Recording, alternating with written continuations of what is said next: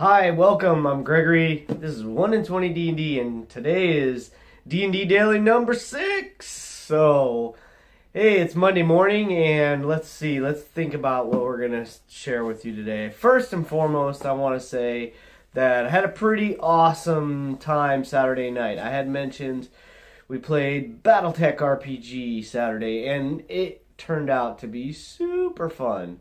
We had a really awesome setup. Brett took a little bit of time at the beginning and laid out the storyline of what we were doing and why we were doing it. And essentially, we got hired.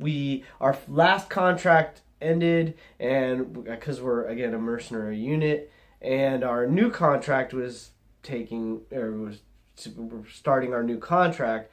So we went to a new planet, kind of a desert planet, and that has pretty good mining that was getting raided, and weird sabotagey things were happening, or just trouble was being roused. I guess there were some rabble-rousers, you could say, as if there was the preliminary movements of an impending attack or raid or something like this. Maybe some pirate activity and that kind of thing. So we got hired to come in and sort of put a stop to that.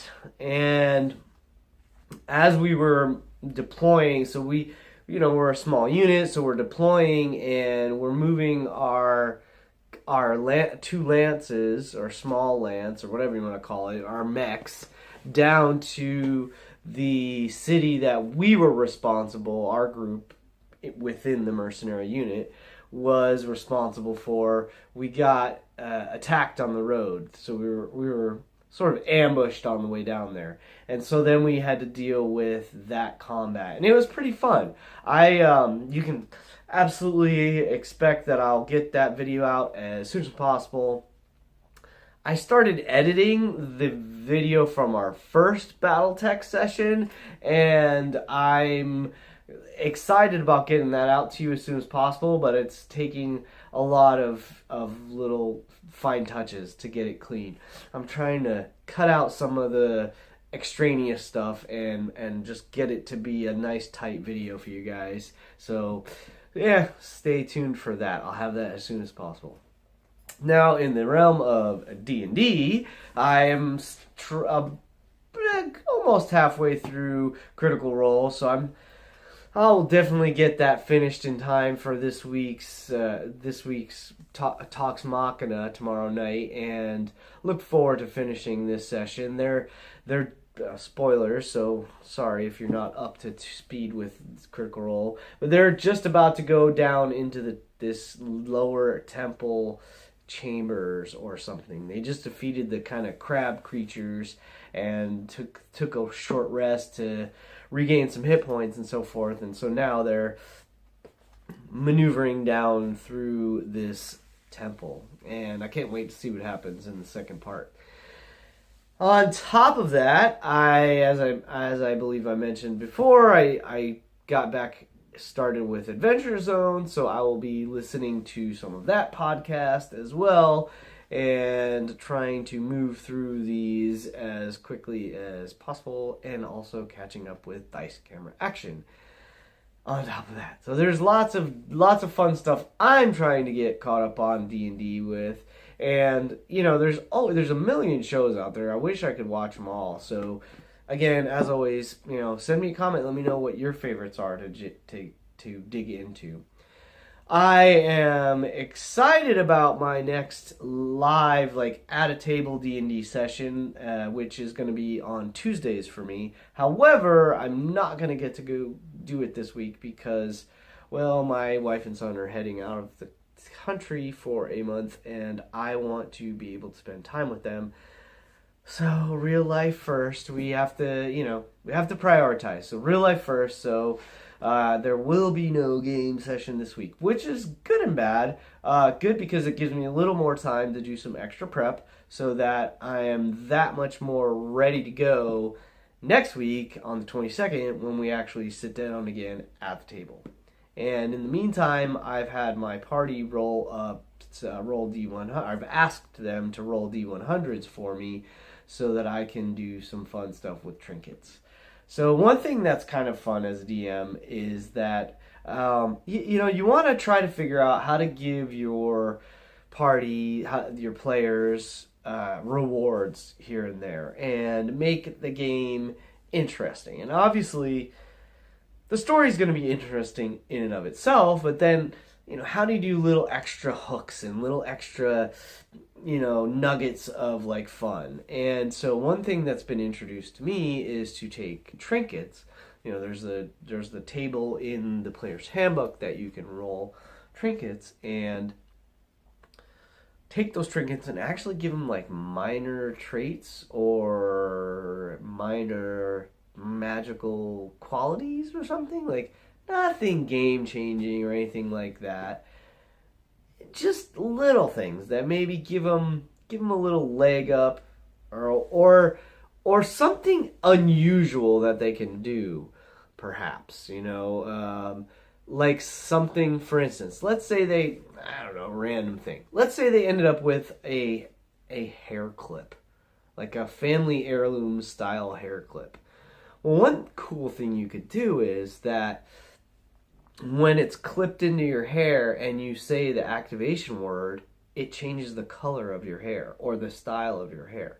It's kind of minor. I mean, is that game changing? No, you're still have the same physique and same visual, qualities around your face, the same, facial structure and so forth. So it's not like the equivalent of a disguised self by any means.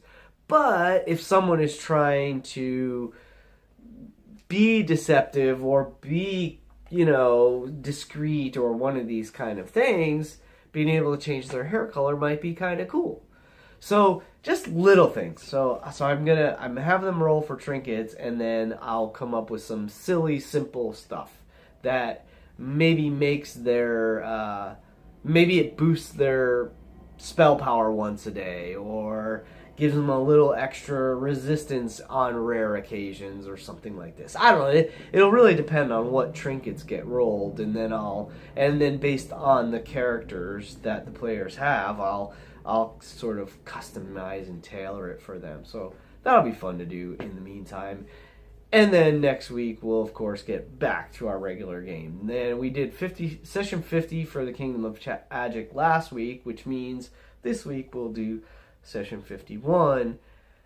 And I have no idea where they're all going to go. It's exciting to think about that. We'll see where things lead. They're going to probably get into some... Well, so they've cleared out one of the 4 nodes, so now they have to go in and figure out... they're going to have to find...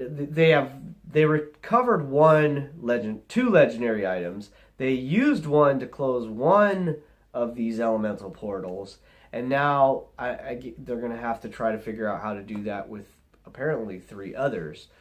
Sorry if this is spoiling some of the game for anyone, but that's fairly obvious in the story once you get to that point, and that's where they're at. So they are going to be...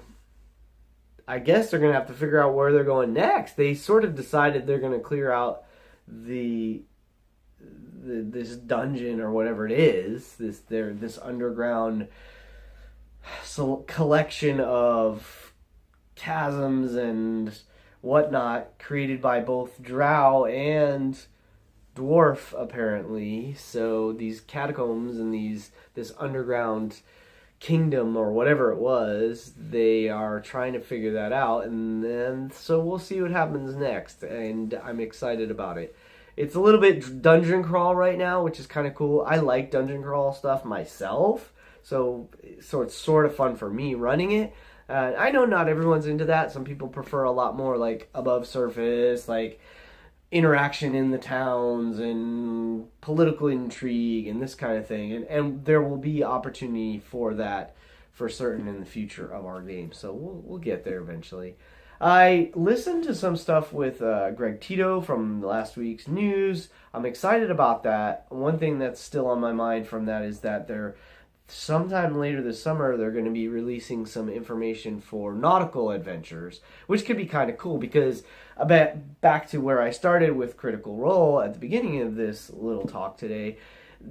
Critical Role is fighting underwater right now, and that's interesting. It poses these really strange dynamics with physics and this sort of thing, and your melee attacks have disadvantage and this that sort of stuff, and so you have half movement speed unless you've got like mariner's armor or some ability that allows you to swim faster or something like this. So it's kind of cool. I'm really curious to see what they do with that. And something I want to dig into at some point is the campaign guide for Ravnica. I received that as a holiday gift and a Christmas gift, and I'm looking forward to sort of digging in a little bit with that. I haven't done anything other than flip through it yet, but I might try to find ways to incorporate it into some of my games. So we'll see what happens. Other than that, I do still need to pick up Xanthar's Guide. That's something on my list because I want to incorporate more from the Xanthar's Guide, and so I'll probably be doing that over the next couple weeks. Pick up my own copy of that. So, hey, tell me about your games. What's going on with you? What can we do? What can I do to make things more interesting for you all? How can I provide information about Dungeons and Dragons? Do you want to hear about character development? Do you want to hear about what's happening in the news with D&D? Do you want to hear about like who the coolest dice companies are and any of that? What's on your mind? What would you think that would be important in like a daily update of D&D? Feedback was appreciated. Send me a comment. Let's have a conversation. I'll see you at the table someday, and keep rolling 20s.